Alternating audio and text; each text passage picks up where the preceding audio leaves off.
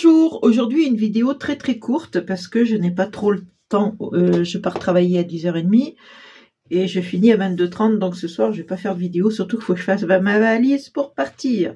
Donc je vais vous montrer comment faire un fond très coloré, mais le plus simplement du monde, enfin quelque chose de très simple. En plus, conseil, entre parenthèses, utilisez vos chutes. Choisissez des couleurs qui vous plaisent, que vous aimez mettre ensemble. Moi, j'aime bien mettre le vert et le rose ensemble. Je trouve que, voilà, c'est sympa. Donc, j'ai pris des chutes. Je les ai coupées toutes à la dimension de 5 cm de large par 7 de long. 5 par 7. J'ai toutes fait la même dimension. Hein.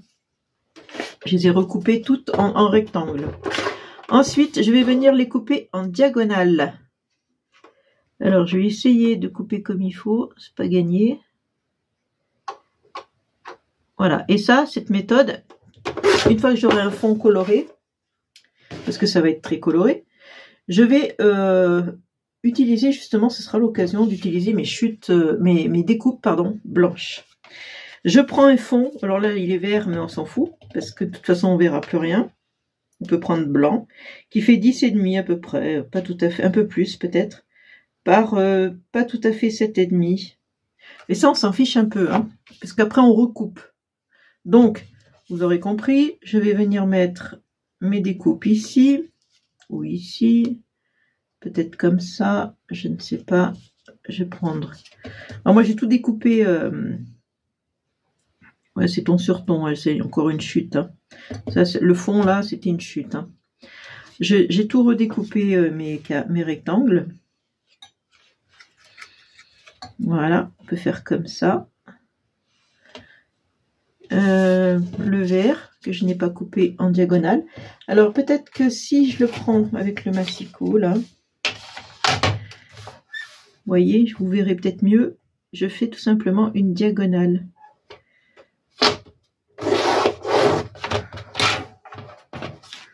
Voilà. Ça vous fait 2 triangles à chaque fois. Donc forcément, j'en utilise qu'un, là, triangle sur les deux. Mais ne jetez pas, vous pouvez faire 2 cartes. Hein.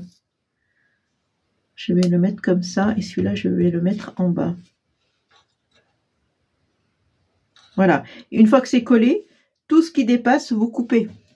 Si votre papier dessous, il dépasse, vous le coupez. Donc, j'ai fait un petit peu en avance. Ça vous fait ça, parce que c'est long à sécher. Hein. C'est de la colle liquide, c'est un peu long à sécher. Mais ça permet de remodifier tout ça. Et une gentille abonnée m'avait envoyé des découpes il y a longtemps, hein, mais je les ai gardées. Je me dis, c'est l'occasion de la mettre ici. Vous voyez, sur un fond bariolé, le blanc ressort bien. Là, je vous prends la petite fille, mais regardez, je vois sur mon bureau, il y a toujours des découpes qui traînent.